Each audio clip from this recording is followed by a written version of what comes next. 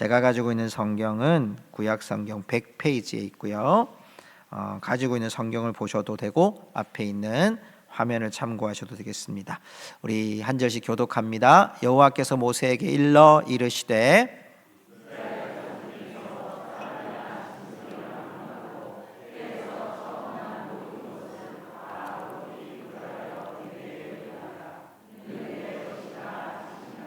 모세가 백성에게 이르되 너희는 애굽 곧 종되었던 집에서 나온 그 날을 기념하여 유교병을 먹지 말라. 여호와께서 그 손의 권능으로 너희를 그곳에서 인도해 내셨음이니라. 여호와께서 너를 인도하여 가나안 사람과 헷 사람과 아모리 사람과 히위 사람과 여부수 사람의 땅 곧 내게 주시려고 내 조상들에게 맹세하신 바 젖과 꿀이 흐르는 땅에 이르게 하시거든 너는 이 달에 이 예식을 지켜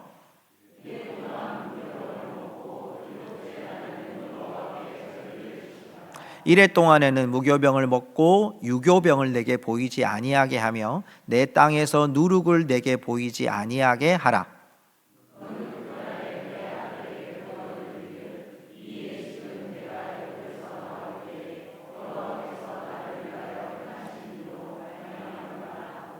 이것으로 내 손의 기호와 내 미간의 표를 삼고 여호와의 율법이 내 입에 있게 하라. 이는 여호와께서 강하신 손으로 너를 애굽에서 인도하여 내셨음이니 여호와께서 너와 내 조상에게 맹세하신 대로 너를 가나안 사람의 땅에 인도하시고 그 땅을 내게 주시거든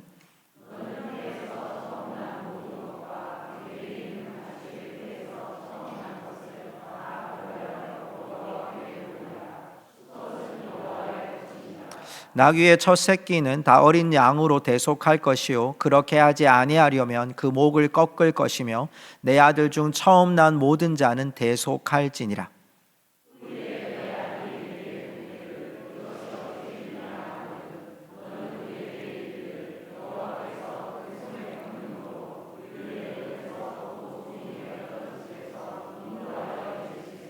그때에 바로가 완악하여 우리를 보내지 아니하매 여호와께서 애굽 나라 가운데 처음 난 모든 것은 사람의 장자로부터 가축의 처음 난 것까지 다 죽이셨으므로 태에서 처음 난 모든 수컷들은 내가 여호와께 제사를 드려서 내 아들 중에 모든 처음 난 자를 다 대속하리니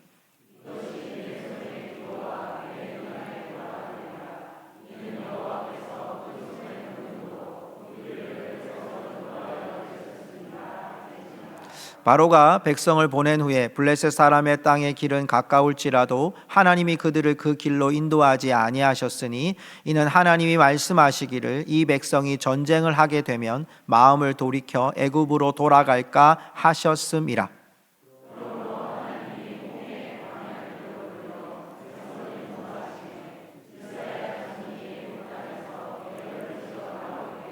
모세가 요셉의 유고를 가졌으니 이는 요셉이 이스라엘 자손으로 단단히 맹세하게 하여 이르기를 하나님이 반드시 너희를 찾아오시리니 너희는 내 유고를 여기서 가지고 나가라 하셨음이더라.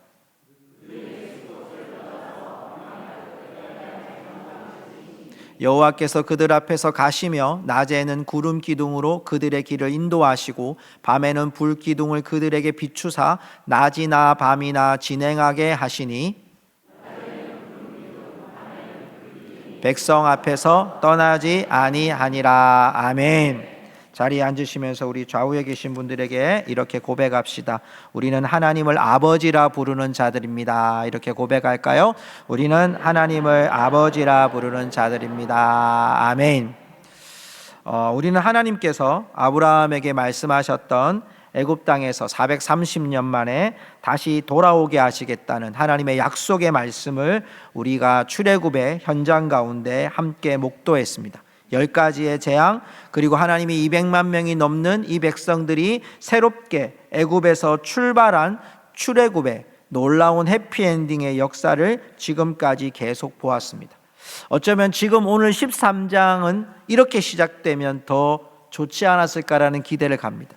하나님이 너희들 정말 수고 많이 했다, 많이 애썼다, 이제 너희들 이제 애굽 땅에서 출발하면 가나안에 막 젖과 꿀이 흐르는 땅이 기다리고 있다, 이제 나가자, 뭐 이런 말이 나올 것 같아요. 근데 하나님이 오늘 여러분 그런 말씀을 하시지 않고 굉장히 강력한 메시지를 우리에게 던지고 있습니다. 탈출이 끝이 아니라는 거예요. 430년 만에 탈출했던 이 백성들을 향하여 탈출이 끝이 아니고 해피엔딩이 아니고 우리가 지금 계속 가나안을 향하여 가야 될 그 길에 하나님이 너희들이 머릿속에 꼭꼭 기억해야 될, 마음에 새겨야 될 하나님의 강력한 메시지를 그들에게 던져주시고 있습니다. 성도 여러분, 출애굽은요, 신학적인 상황 속에서 보면 이것은 우리를 향한 구원의 메시지를 담고 있는 것이 바로 출애굽기입니다. 구원받은 성도들이 예수님을 구주로 영접하고 이제 우리가 천국 가는 해피엔딩만을 기대하고 있지만 여전히 우리의 삶은 그 해피엔딩을 위해서 살아가는 삶의 여정 속에 동일하게 다가온 우리의 삶의 어려움, 때로는 분투해야 되는 삶, 여전히 우리가 세상 가운데 살아가기 때문에 우리에게 부족한 우리의 모습들, 우리에게 비어져 있는 우리의 삶의 현실들 속에서 그리스도인들은 무엇을 바라보고 또 구원을 이루어가는 삶을 어떻게 살아가야 될 것인지를 우리에게 교훈해 주시고 있습니다. 성도 여러분, 오늘 우리가 이 말씀을 보면서 두렵고 떨림으로 걸어가야 될, 그리고 완성해야 될 그 구원의 여정 속에서 우리가 기억해야 될 하나님의 메시지를 우리의 마음에 함께 담을 수 있기를 주님의 이름으로 축복합니다. 오늘 여러분이 하나님이 주시는 그 첫 번째 우리에게 주시는 강력한 메시지는 오늘 2절과 12절에 이렇게 고백하고 있습니다. 2절에 보면 사람이나 짐승을 막론하고 태워서 처음 난 모든 것은 다 거룩히 구별하여 내게 돌리라, 이는 내 것이다. 자, 여기서 잘 보면 처음 난 모든 것 거룩히 구별해서 내게 돌려라. 왜? 내 것이니까, 하나님 거라는 거예요. 12절 같이 읽어볼까요?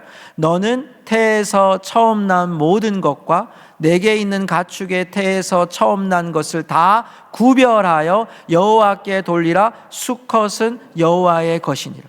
내 것이니라. 수컷은 여호와의 것이니라. 소유예요. 처음 난 것 그리고 구별된 것 다 여호와께 돌려라. 왜? 내 것이니까 라고. 무엇을 말하고 있을까요? 하나님이 지금 내 소유를 달라고 말씀하고 있는 거예요. 구원받은 이스라엘 백성들이 먼저 해야 될 일은 하나님께 처음 것을 드리는 거예요. 하나님께 처음 것을 드려서 이게 하나님의 것임을 인정하라는 거예요. 우리 남자분들 잘 보십시오. 수컷은 여호와의 것이니라. 남자는 다 누구 거예요? 예, 여호와의 겁니다. 우리 함부로 하시면 안 됩니다. 우리 하나님 거예요. 다 남자분들 특별히 하나님 겁니다. 처음 난 것 하나님 겁니다.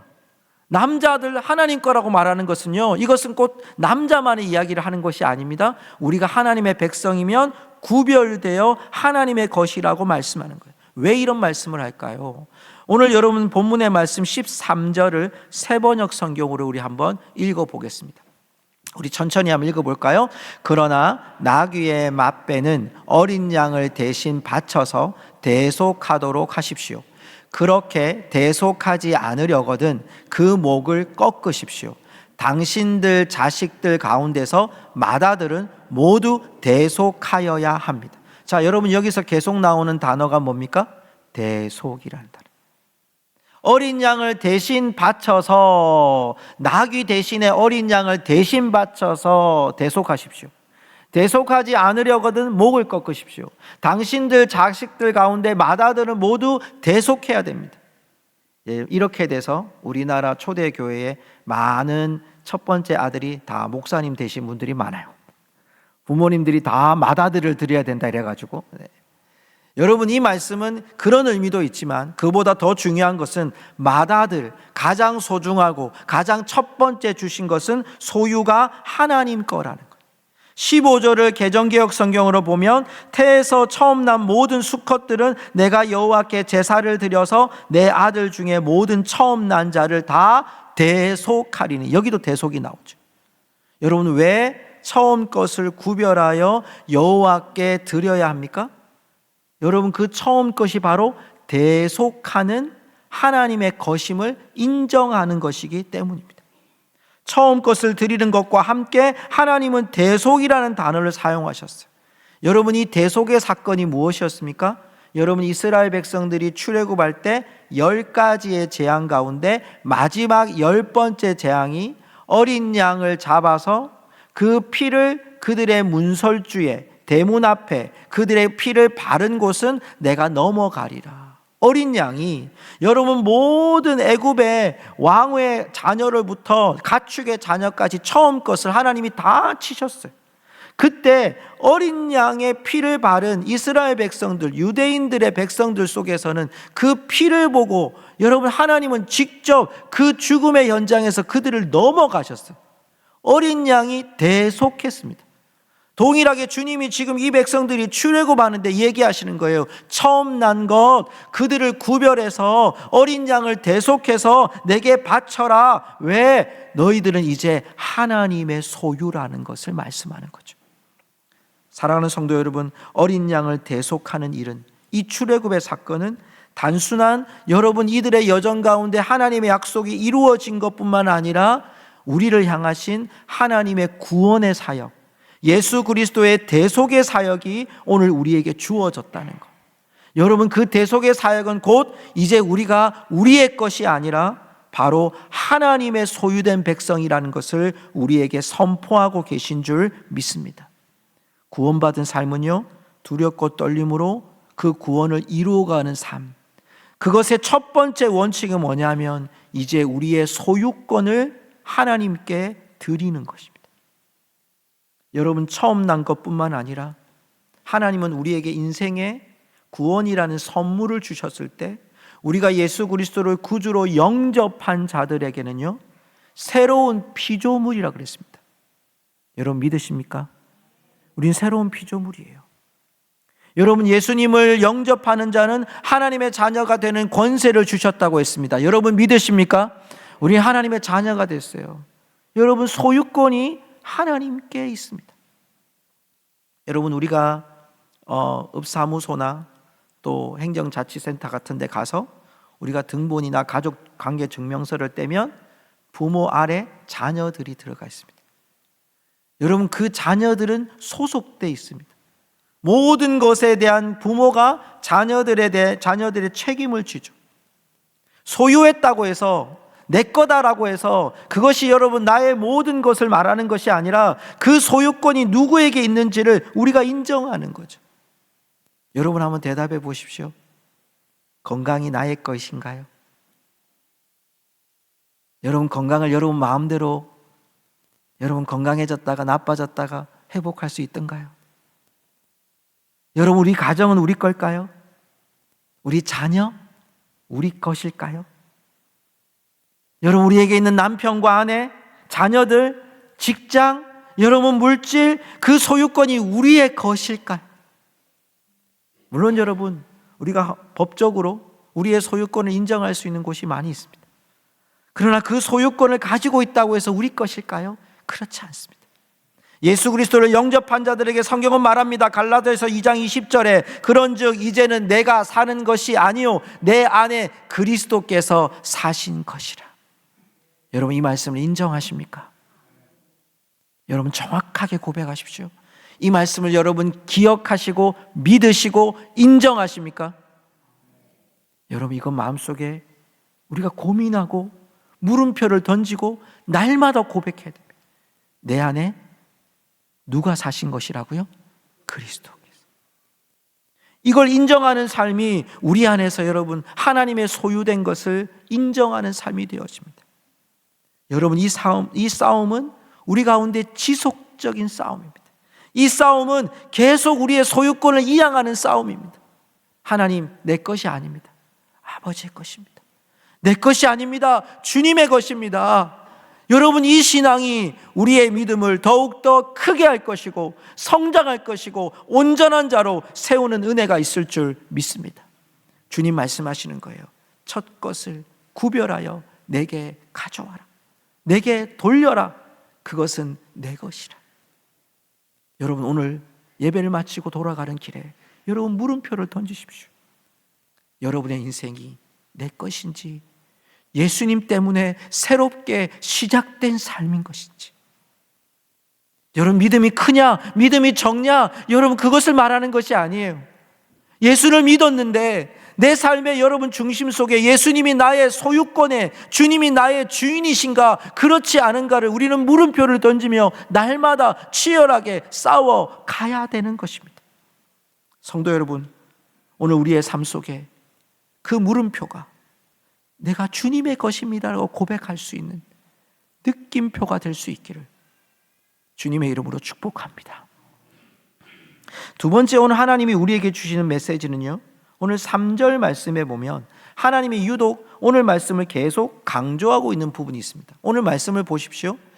너희는 애굽 곧 종되었던 집에서 나온 그날을 기념하여. 그날, 여러분 이게 뭐냐니까 그날이 유월절을 말하는 거거든요. 유월절 기념해서 유교병을 먹지 말고 무교병 먹으라는 거예요. 그러면서 너를 인도하신 하나님을 기억하라고 얘기합니다. 5절과 6절에도 동일하게 예식에 대한 얘기를 합니다. 오늘 말씀 후반절에 보니까 내 조상들에게 맹세하신 바 젖과 꿀이 흐르는 땅에 이르게 하시거든 너는 이 달에 이 예식을 지켜. 이 예식이 뭐죠? 유월절입니다. 이 달 1월입니다. 아비벌 1월. 그들은 지금을 말하면 우리의 1월 정월, 이때 너희들 기억해라, 이 예식을 지켜라 말씀합니다. 6절에도 동일하게 말하죠. 1회 동안 어떻게 지키느냐, 1회 동안 무교병을 먹고 7째 날에는 여호와께 절기를 지켜라. 절기 유월절을 지켜라 계속 강조합니다. 7절에도 보니까요, 7절 말씀 1회 동안에 무교병을 먹고 유교병을 보이지 말고 누룩을 내게 보이지 마라. 9절에도 말합니다. 9절 말씀 보십시오. 9절, 이것으로 우리 읽어봅시다. 9절 시작. 이것으로 내 손의 기호와 내 미간의 표를 삼고 여호와의 율법이 내 입에 있게 하라. 이는 여호와께서 강하신 손으로 너를 애굽에서 인도하여 내셨습니다. 자, 유월절을 계속 강조했어요.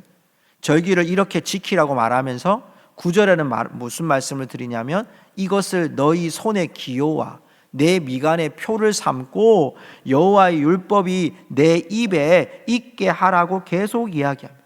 어떤 절기를 강조하고 있다고요? 유월절. 어린 양의 피를 바른 그날, 구원받은 그날을 기억하면서 너희들은 무교병을 먹고 누룩을 제거하고 말씀을 너의 입에 있도록 해라. 왜 이 유월절 이렇게 강조할까요? 3절 말씀에 보면요, 후반절에 이렇게 나오죠. 여호와께서 그 손의 권능으로 너희를 그곳에서 인도해 내셨습니다. 너희를 인도하신 분이 하나님이시다 기억하라는 거예요. 5절 말씀, 여호와께서 너를 인도하여 이렇게 되어 있어요. 여호와께서 너를 인도하여. 3절과 5절에 강조하는 게 뭡니까? 여호와의 권능으로 여호와께서 너를 인도하셨다는 거예요. 자, 8절의 말씀은 현대어 성경으로 한번 읽어보겠습니다. 우리 같이 읽어봅시다. 이때가 되면 너희는 너희 자녀들에게 이렇게 일러주어라. 우리가 이렇게 명절을 지키는 것은 우리가 애굽에서 나올 때 여호와께서 몸소 우리 편이 되어 주셨기 때문이다. 자, 뭐라고 되어 있습니까? 여호와께서 몸소 누구 편이 되어 주셨다? 우리 편이 되어 주셨다. 왜 유월절을 지켜야 되느냐? 하나님의 권능으로 너희들 애굽에서 출애굽시켜 주셨다. 하나님의 권능으로 너희들을 인도해 주셨다. 하나님의 권능으로 너희들 하나님께서 우리 편이 되어 주셨다. 이걸 너희들이 이 유월절을 지내면서 잊지 말라라고 말씀하고 있는 거죠. 14절에도요, 오늘 유월절 절기를 형식으로 지키지 말고 우리 편이 된 것을 기억하면서 또 말씀합니다. 여호와께서 그 손의 권능으로 우리를 애굽에서 종되었던 집에서 인도하여 내실 때, 16절에도 미간의 손의 기호와 미간의 표를 할 때도 후반절에 또 나오죠. 이는 여호와께서 그 손의 권능으로 우리를 애굽에서 인도하여 내셨습니다. 뭘 자꾸 기억하게 합니까? 유월절이라고 하는 이 절기를 형식적으로 지내는 게 아니라 너희들 속에 이게 하나님의 권능으로 너희들 인도해내신 거다. 하나님이 우리 편이 되어주신 놀라운 사건이다. 이거 기억하면서 너희들의 일생 가운데, 너희들의 평생 가운데 가나안 땅에 들어가고 너희들 후손들에게도 유월절을 지킴으로 말미암아 하나님이 이 백성 구원하셨다는 그 분명한 메시지를 너희 마음에 새기라는 것이 오늘 하나님이 이 백성들에게 주신 두 번째 메시지인 거예요. 여러분, 우리가 이 말씀을 볼 때마다 기억해야 될 것은 우리가 하나님의 소유다. 하나님의 소유된 백성들은 기억해라. 하나님이 너희들 권능으로 인도하셨다는 거 잊지 말라. 이게 유월절의 개념이거든요. 성도 여러분, 지금 우리는 유월절과 같은 여러 절기를 지킵니다. 또 우리가 매 주일마다 주일을 지키는 주일 성수라는 개념도 우리에게 있습니다. 주님의 날, 우리가 경배의 대상이 되시는 주님의 날, 그 날을 기억하고 사는 겁니다. 제가 최근에 듣고 있는 설교하시는 목사님이 있는데요, 부산에 계신 한 목사님이신데, 이 목사님이 주일에 대한 그 예를 하나 드셨어요. 근데 제가 머릿속에 이렇게 남아서 여러분과 함께 나누고 싶었어요. 이분이 설교를 하시는데 어느 다른 교회 이 얘기를 하시는 거예요. 어떤 교회가 교회 주차장이 필요해가지고 그 주차장이 교회 옆에 공터가 있더라는 거예요. 근데 기도를 하고 했는데 응답이 없었어요. 근데 하나님이 그 공터 주인의 마음을 감동시켜 주셔가지고 주일날만 교회의 주차장으로 쓰라고 한 거예요. 근데 조건이 하나 있었어요. 52주 가운데 51주는 쓰는데 한 주는 안 된다는 거예요. 얼마나 교회에서는 응답이 됐겠어요? 응답이 돼가지고 51주 동안 막 열심히 이제 주차장을 쓴 거죠. 1년 동안, 2년 동안, 3년 동안 쓴 거죠. 근데 3년이 지나니까 사람들이 불평한다는 거예요. 52주 중에 51주를 썼는데 왜 마지막 한 주는 안 쓰게 하냐고. 그래가지고 교회 관계자가 물어보는 거예요, 주인한테. 선생님, 우리가 너무 잘 쓰고 있는데 묻고 싶다. 왜 한 주를 못 쓰게 했냐? 여러분, 뭐가 정답일까요? 왜 한 주를 못 쓰게 할까요? 주인이 막 웃으면서 이야기했어요. 주인이 누군지를 알아야 될 거 아닙니까? 그랬대. 52주를 다 쓰는데 이거 무조건 무료 봉사가 아니라 한 주는 생각하면서 주인은 있어야 되지 않습니까? 그러면서 그 목사님이 얘기하더라고요. 우리가 일주일 하나님께서 우리에게 6일 동안 수고하고 땀 흘리고 열심히 돈 벌고 봉사하고 가정을 잘 섬기고 살다가 왜 우리에게 주일이 있습니까? 주님을 생각하는 날이 주일이라는 거예요. 여러분, 이 말씀에 동의하십니까? 여러분, 주일은요, 퐁당퐁당 돌을 던지자 이런 날 아니에요. 주님의 날, 이 날 우리가 주님 기억하는 날이라는 거예요. 일주일 지나면서 우리 열심히 일하는 거 하나님 방해하십니까? 땀 흘려 수고하도록 건강도 주시고 돈도 주시고 가정도 주시고 하시는데 주일이라는 이 개념 속에 우리는 뭘 기억합니까? 나 주일 성수 예배 드렸으니까 예배 잘 드렸다. 주일 난 예배 잘 드렸으면 내가 됐고 헌금도 했고 11조도 드렸고 교회 봉사도 했고. 여러분, 그날이 아니라, 그런 행위가 우리 앞에 여러분 의로워지는 날이 아니라 주님이 나를 구원해 주신 날, 내가 하나님의 자녀가 된 날, 하나님이 나를 구원하셔서 이제 하나님 나라에 이르게 된 날, 그날을 기억하는 것이 주일 성수라는 개념 속에 있다는 거예요. 성도 여러분, 우리가 예배만을 말하는 것이 아닙니다. 교회만 잘 나오라는 얘기를 하는 것이 아닙니다. 우리의 직분도 있고요, 우리의 직업도, 사업도, 관계성도, 우리의 언어도, 우리의 소비도, 모든 영역에서 우리는 기억해야 됩니다. 주님의 구원을 기억하는 자들. 여러분, 이 물질이 내 것이 아니라 하나님의 것임을 인정하는 내 삶의 소비가 일어나야 됩니다. 내게 주신 하나님의 직장 속에서 하나님의 구원의 은혜를 잃지 아니하는 분명한 믿음의 뿌리를 가지고 살아가는 겁니다. 걸림돌 때문에 우리의 신앙이 흔들리는 것이 아니라, 받은 은혜를 밀어내는 것이 아니라, 과거의 한 정점에 묻혀지는 것이 아니라, 이제 그 은혜의 보좌 앞에 날마다 오늘도 은혜를 기억하기 위해, 오늘도 하나님의 권능을 기억하기 위해, 오늘도 하나님이 나를 인도하심을 기억하기 위해 유월절을 지키듯 우리가 하나님 앞에 구별된 삶을 드려가는 그 삶이 바로 주님 앞에, 여러분 이 시대에 구원을 받는 자들이, 구원을 받은 자들이 구원을 이루어가고 두렵고 떨림으로 이루어가야 될 하나님의 작정된 메시지인 줄 믿습니다. 여러분 기억하셔야 됩니다. 우리 안에 여러분 주님의 구원받은 이 은혜가 잊혀지지 않도록 분명한 우리의 정점에서 그 은혜가 우리 가운데 쏟아지도록 기억해야 합니다. 마지막으로 하나님 우리에게 하나님의 작정이 무엇인지를 보여줍니다. 오늘 말씀, 여러분 17절의 말씀을 볼까요? 오늘 17절의 말씀을 보면요, 바로가 백성을 보낸 후에 블레셋 사람의 땅의 길은 가까울지라도 하나님이 그들을 그 길로 인도하지 아니하셨으니, 이는 하나님이 말씀하시기를 이 백성이 전쟁을 하게 되면 마음을 돌이켜 애굽으로 돌아갈까 하셨습니다. 하나님께서 여기 지금 인도라는 단어가 나와요. 자, 한번 PPT를 볼까요? 자, 동그랗게 된 빨간 부분을 조금만 줌해 주시면 더 좋겠습니다. 여러분이 보는 라암셋이라고 하는 곳이 바로 출애굽이 시작된 곳입니다. 그리고 그곳이 고센 땅이 바로 밑에 있고요, 이스라엘 백성들을 유대인들이 집단으로 있었던 땅, 야곱이 그 땅을 원했고요, 온 애굽은 바로 이 땅에서부터, 이제 애굽 땅에서 이스라엘 백성들이 라암셋에서부터 출발해요.